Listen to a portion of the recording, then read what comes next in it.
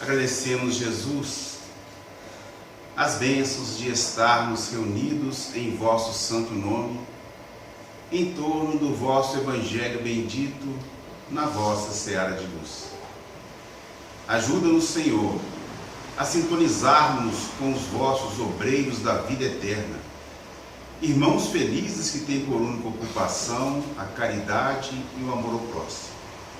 E faz-nos, Senhor, ferramentas dóceis e úteis aos vossos tarefeiros de luz. Abençoa, Senhor, a nossa reunião. Abençoa a toda a humanidade. Boa noite, meus irmãos.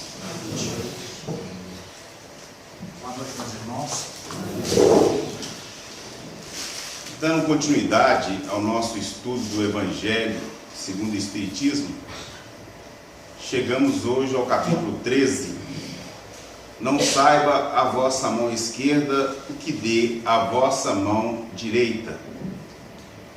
E é importante salientarmos aqui que nos dois capítulos anteriores, amar o próximo e amar os nossos inimigos, Jesus vem agora nos mostrar como fazer isso. Já estudamos em reuniões passadas que a caridade é o amor em movimento.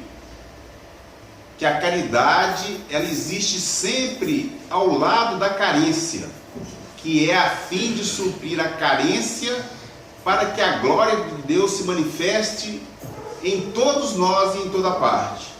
Então, caridade é o amor em movimento.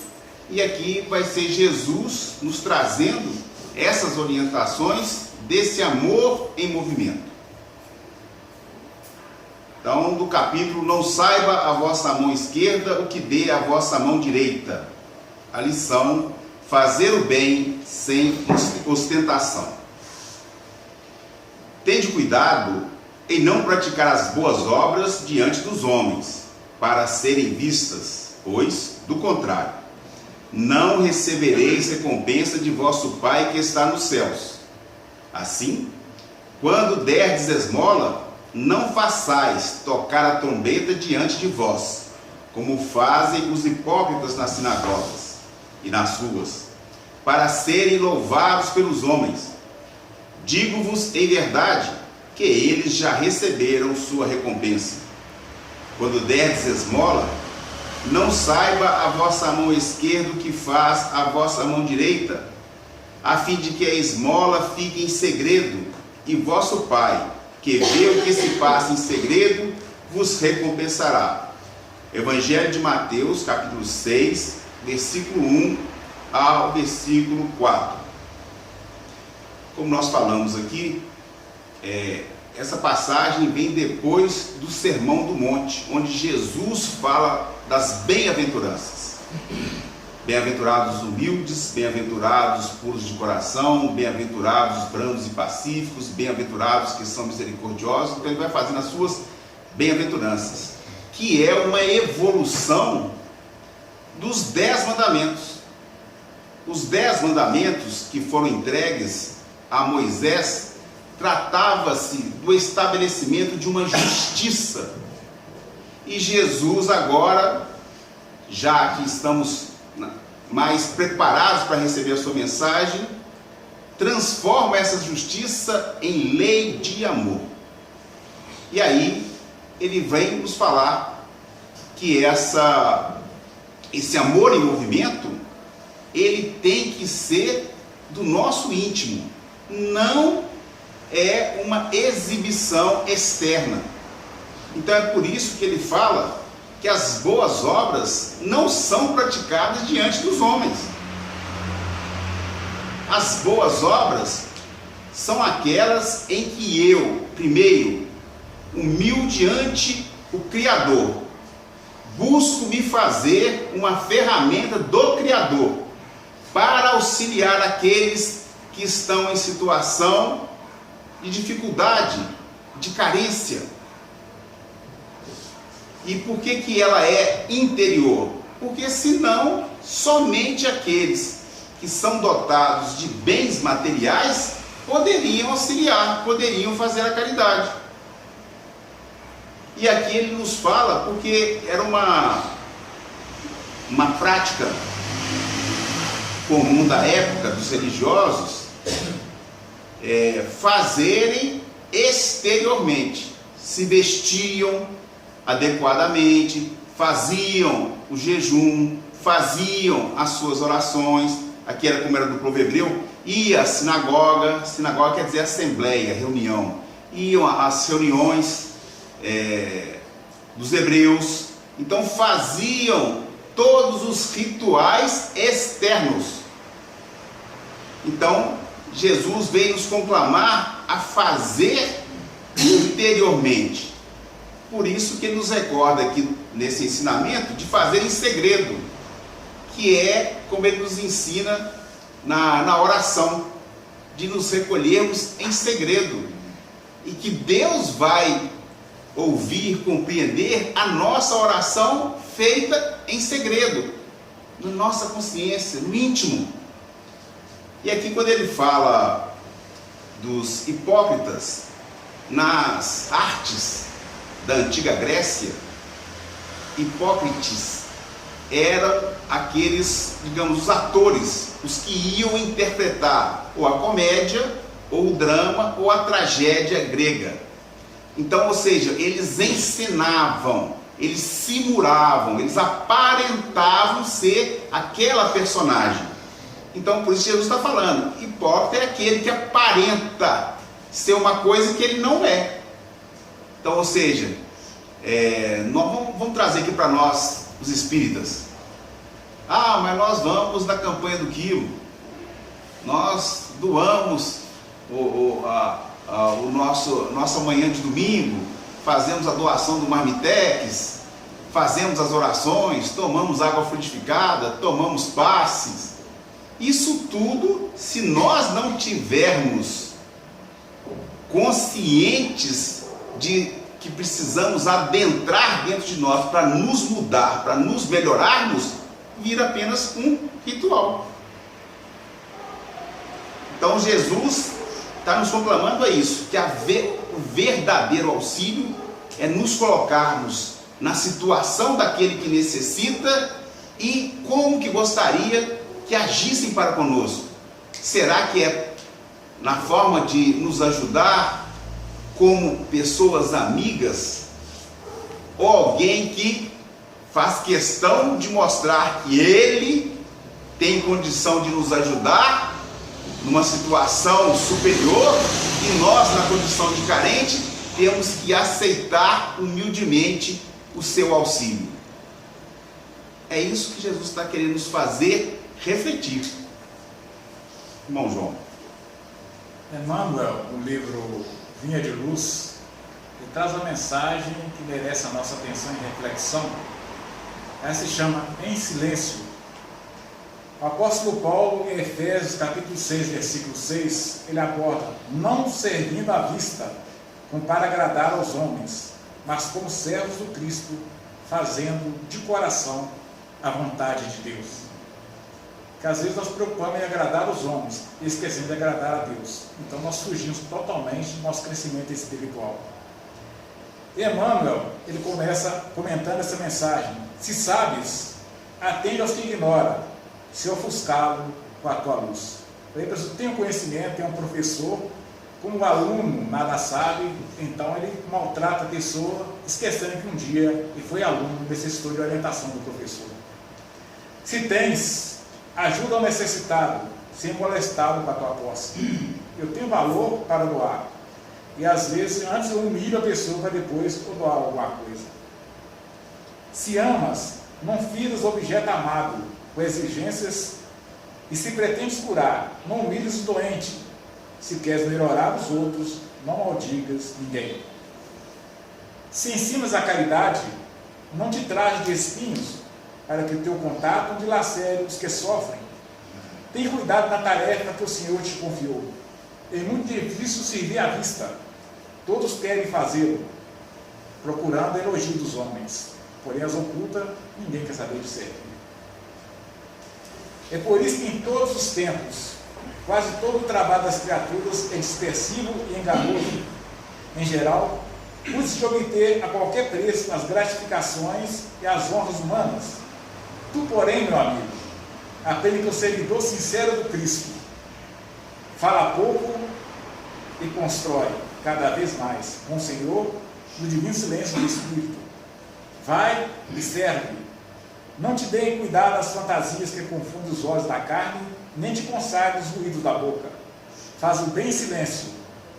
Foge às referências pessoais e aprendeu-os a cumprir de coração a vontade de Deus. Enquanto nós cumprir a vontade de Deus em silêncio, amando, perdoando e servindo, se esperar elogio ou qualquer recomendação humana, nós ainda estamos distantes do crescimento espiritual. Não saiba a vossa mão esquerda que dê a vossa mão direita. Jesus já nos ensina que a tarefa do bem, ela se dá por uma força íntima. É a nossa consciência que dita aquilo que eu estou fazendo. Eu estou fazendo para que as outras pessoas me considerem alguém caridoso, ou estou fazendo para que o meu semelhante se sinta melhor? É uma questão de consciência. É íntima, ninguém vai ficar sabendo. Eu estou sabendo, mas externamente ninguém sabe. Então por isso que Jesus fala, que como que nós podemos dar alguma coisa com a mão direita sem a mão esquerda saber? É uma força, é uma figura de expressão. Porque por tomar na letra, eu já vi falar que teve um determinado tempo em que alguns cristãos colocavam a mão esquerda para trás na hora de fazer a caridade. Eu estou aqui censurando. Eu estou falando que não é um ritual. Jesus não criou um ritual a mais, de esconder a mão para dar com a outra. Não é isso, não é tornar um ritual. É uma exemplificação, uma figura de linguagem, para que o nosso sentido seja apenas pensando no nosso semelhante. Joana de Ângeles, mentora de Valdo Pereira Franco, no livro Triunfo Pessoal, ela vai nos dizer isso. O nosso progresso espiritual é o progresso da consciência. Nós começamos nas nossas reencarnações, espíritos simples e ignorantes, voltados para as nossas necessidades primitivas. É a sobrevivência, é a reprodução, é a defesa.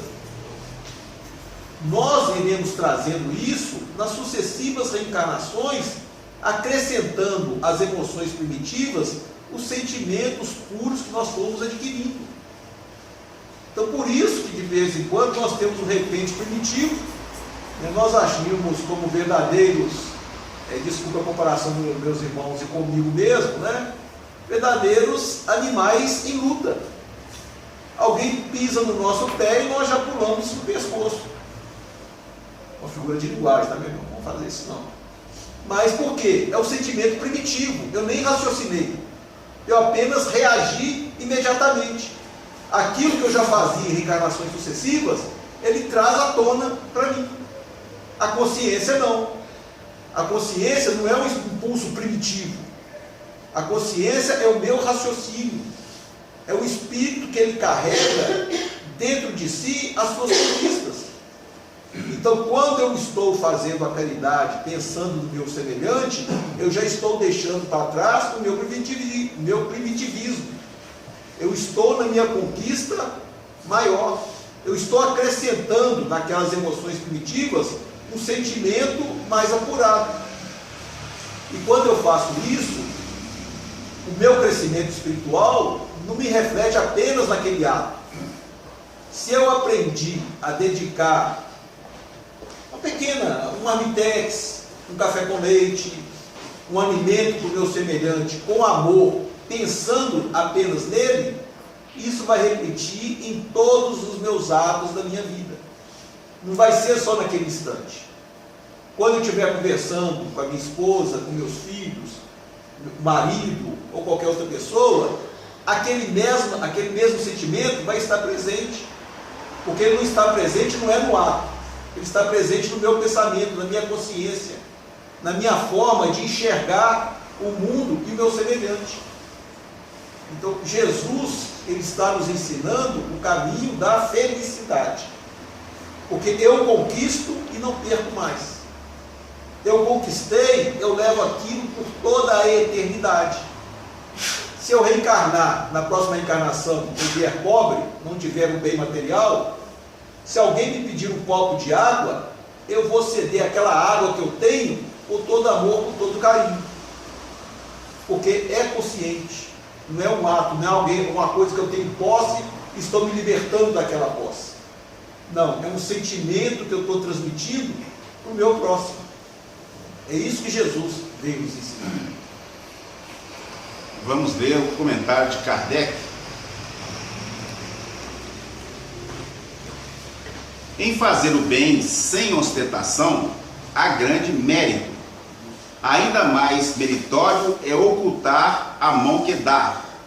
Constitui marca incontestável de grande superioridade moral, porquanto, para encarar as coisas de mais alto do que faz o vulgo comum, mister se torna abstrair da vida presente e identificar-se com a vida futura. Numa palavra, colocar-se acima da humanidade, para renunciar à satisfação que advém do testemunho dos homens e esperar a aprovação de Deus. Aquele que prefere ao de Deus o sufrágio, a aprovação dos homens, prova que mais fé deposita nestes, nos homens, do que na divindade, e que mais valor dá à vida presente do que à vida futura. Se diz o contrário, procede como se não cresce no que diz. Quantos há que só dão na esperança de que o que recebe irá bradar por toda parte o benefício recebido? Quantos os que de público dão grandes somas e que, entretanto, as ocultas não dariam uma só moeda? Foi por isso que Jesus declarou: os que fazem o bem ostentosamente já receberam sua recompensa. Com efeito, aquele que procura a sua própria glorificação na terra, pelo bem que pratica, já pagou a si mesmo. Deus nada mais lhe deve, só resta receber a punição do seu orgulho. Então aqui Kardec, mostrando todo o seu entendimento do ensinamento de Jesus, da sentença de ocultar a mão esquerda o que dá a mão direita, de não fazermos o bem com outra qualquer intenção que não seja a de sermos instrumentos do amor de Deus. E é interessante, o irmão João perguntou aqui: você já faz o bem sem ostentação? Dessa frase toda, a única que eu conheço é a ostentação. O resto a gente está tentando aprender. Mas, por exemplo, esse ou só acontece só comigo? Se acontecer só comigo, vocês podem falar. Quando a gente teve uma boa ideia que seja, alguém fala assim: nossa, esse aqui ficou muito bem feito. Quem fez ou quem teve a ideia? Não é assim? Ou assim, né? Nós fazemos questão do personalismo. Fui eu que tive a ideia, fui eu que fiz. Não é assim? Fala a verdade. Ou só eu que sou assim? Não é possível. Não é possível. Então, por quê? Nós ainda colocamos o personalismo acima. Aí recordei, se não me engano, no livro Os Missionários da Luz, que André Luiz fala de um espírito de nome Asclépio, que vinha das esferas muito superiores. Era um espírito que, para reencarnar, o adensar do seu perispírito levava cerca de 800 anos para que ele pudesse encarnar. É um espírito tão desmaterializado, e ele vinha trazer algumas orientações para um grupo de espíritos que trabalharam para poder ter essa oportunidade. E foram feitas várias perguntas. E aí era interessante, porque, por exemplo, fizeram uma pergunta: meu irmão, tem uma trabalhadora de uma casa espírita que está sofrendo muito com espíritos endurecidos, através de processo de obsessão. Aí ele ouviu calmamente, tirou um pergaminho e abriu o pergaminho. Lá estava escrito: amai os vossos inimigos, bendizei os que vos maldizem, rogai pelos que vos perseguem e vos caluniam. Fizeram uma outra pergunta, ele tira outro pergaminho, era outro ensinamento de Jesus. Fizeram uma outra, ele tira outro com os ensinamentos de Jesus. Ele não disse uma palavra, só mostrou os ensinamentos de Jesus. O que a gente pode compreender? A verdade está nos ensinamentos de Jesus. Quanto mais avançado o espírito, menos personalismo. Ele vai falar alguma coisa que seja superior ao ensino de Jesus? Só nós que fazemos isso. Nós é que fazemos isso. Quanto mais personalismo nós temos, mostra mais o quanto ainda a gente é inferior. Então, no trabalho do bem, é o trabalho que importa. Não somos nós. É claro que é difícil a gente sentir assim. Nós conseguimos sentir assim? Não. Eu consigo raciocinar sobre isso. Se vocês me perguntarem, raciocinar eu consigo. Se vocês conseguem me perguntar assim, você consegue sentir isso? Não. Mas eu sei que, orientação de Emmanuel, a disciplina antecede a espontaneidade. Então, se fizermos o bem inicialmente por disciplina, lá na frente estaremos fazendo bem espontaneamente. Mas tem que começar na disciplina. Então, eu estou procurando estar na disciplina. Eu ainda não consigo fazer o bem. Falar assim, eu fico feliz do bem que eu realizo, não precisa de mais nada. Nós estamos assim? Não fala que está não, gente, pelo amor de Deus. Né? Não chamar ninguém de mentiroso. Não é uma situação que a gente está. Mas nós podemos fazer buscando essa disciplina. Irmão João. Diz que certa feita Jesus descansava após um longo dia de trabalho. Seus discípulos perguntaram para ele: Senhor, como vencer as minhas imperfeições espirituais? Aí Jesus disse: amar a Deus sobre todas as coisas e ao próximo como a si mesmo. E os discípulos continuaram então a interrogá-lo, fizeram várias perguntas para ele. E Tiago disse o seguinte: a maldade é atributo de todos. Faço o bem enquanto posso, mas apenas recebo o espinho de ingratidão. Vejo homens bons sofrendo calúnias por toda parte. Assim como outro discípulo: tem encontrado mãos criminosas toda vez que estendo as mãos para auxiliar, disse outro discípulo. E as mágoas foram desfilando, um e outro, diante de Jesus. Ele permaneceu silencioso. Contudo, João voltou a interrogá-lo. Queria sua opinião, mestre. Senhor, o que é mais difícil para nós adquirirmos ainda o nosso crescimento espiritual? Jesus sorriu e declarou: a resposta está aqui em suas lamentações. O mais difícil é ajudar em silêncio, amar sem crítica, dar sem pedir, entender sem reclamar. Então, se nós não conseguirmos entender isso, realmente não caminhamos nada em direção ao crescimento espiritual.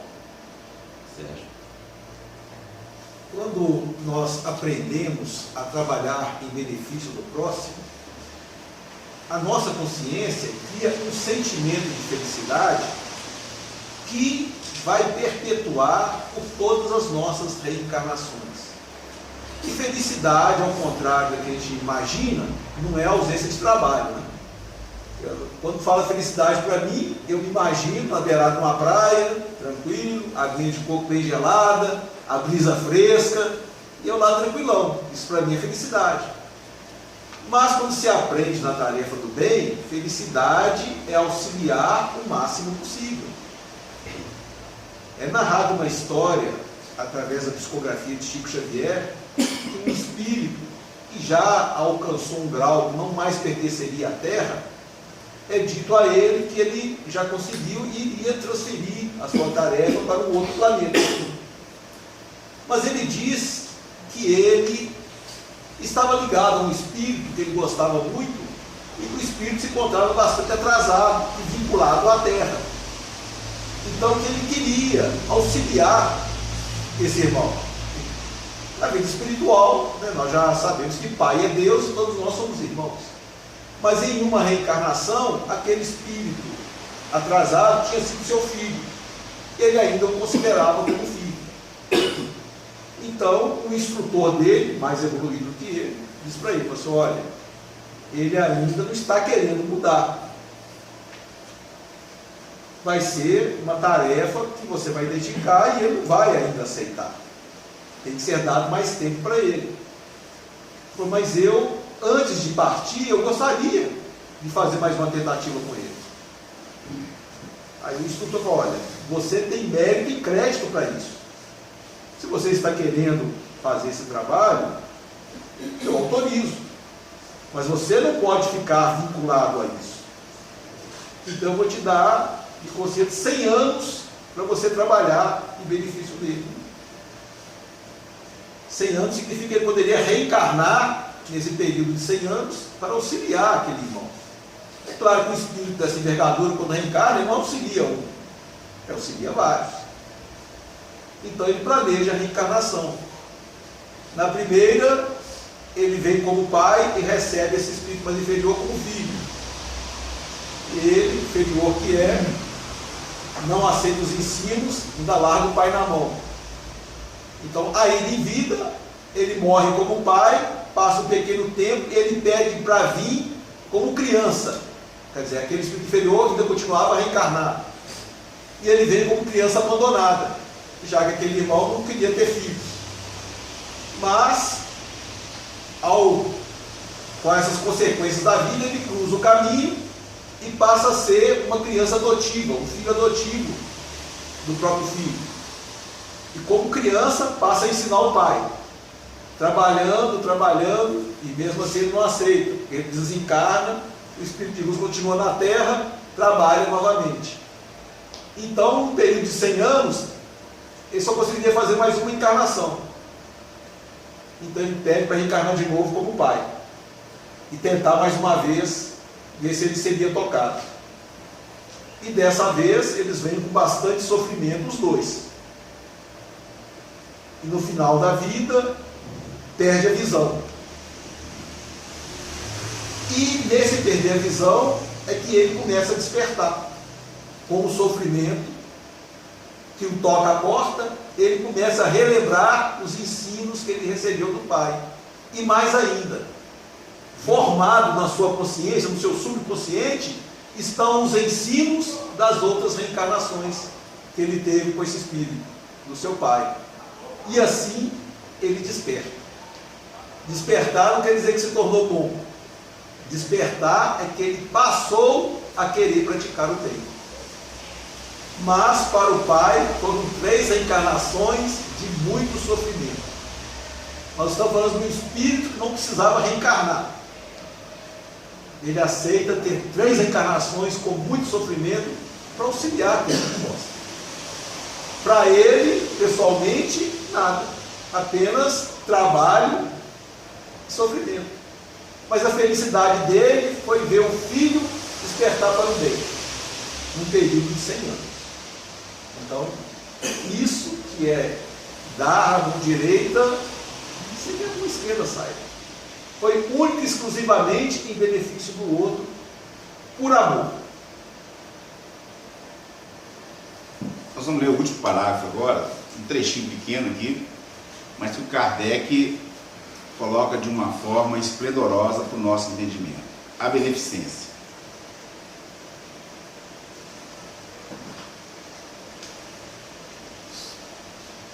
A beneficência praticada sem ostentação tem duplo mérito, além da caridade material, é caridade moral, visto que resguarda a suscetibilidade do beneficiado, faz-lhe aceitar o benefício sem que seu amor próprio se ressinta e salvaguardando-lhe a dignidade de homem, porquanto aceitar um serviço é coisa bem diversa de receber uma esmola. Muito diferente, gente. Completamente diferente. Alguém que se põe na posição de amigo, de igual, e que compreende que momentaneamente aquela é a nossa necessidade, busca compartilhar conosco, do que colocarmos numa condição de superioridade, de que podemos ajudar. Até porque a ajuda material nossa normalmente é daquilo que nos sobra. Quem aqui costuma doar daquilo que lhe faz falta? Doar do que faz falta. A gente faz isso? Nós não fazemos isso. Se fizer pouca falta, se fizer muita falta. Nós não fazemos isso. Nós damos o que sobra. Vamos pensar bem. Não é assim que a gente faz?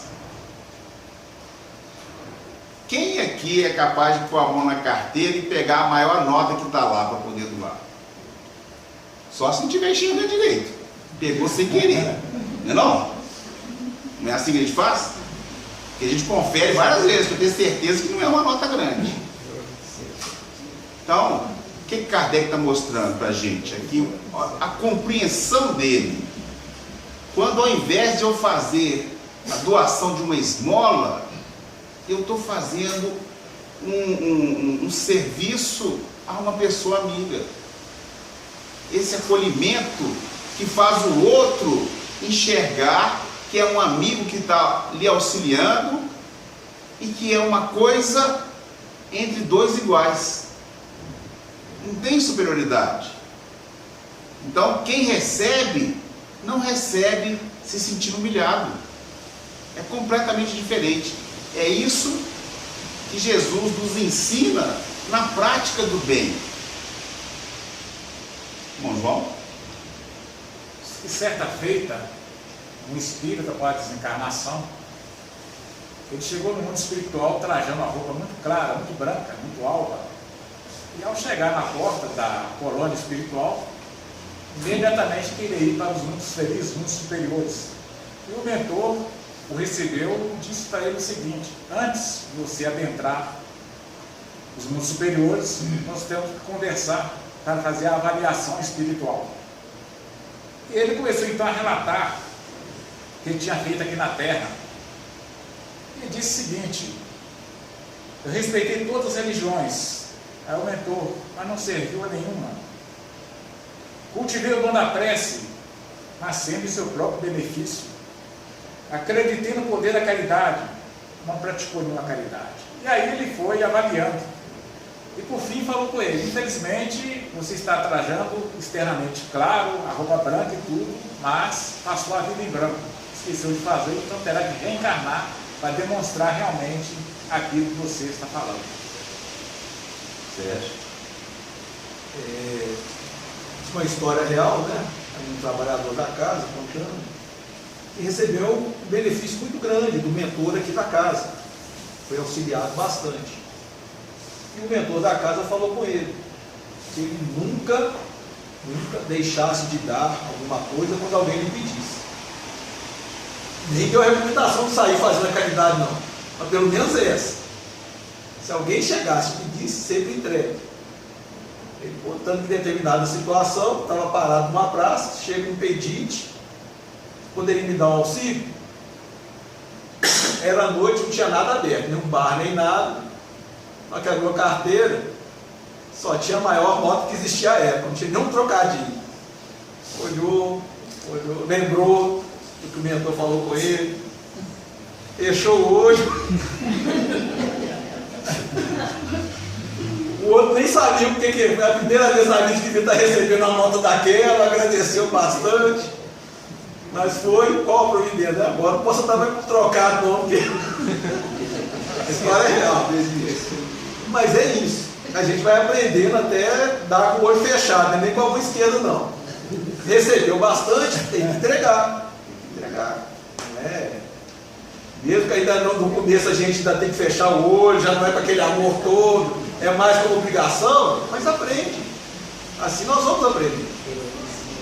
Essa é a minha vida. para concluir, lembrarmos isso.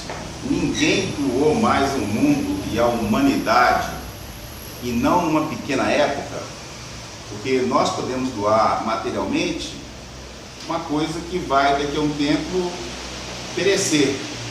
Porque, como fala Emmanuel, tudo aquilo que os nossos olhos contemplam ou está morto ou está morrendo, que é material. Então ninguém deu tanto quanto Jesus, mas ele disse que ele não tinha uma pedra para recostar a cabeça. Então isso nos faz meditar. Será que são as nossas doações materiais mesmo? Então que Jesus nos abençoe e nos auxilie a fazer o bem sem ostentação.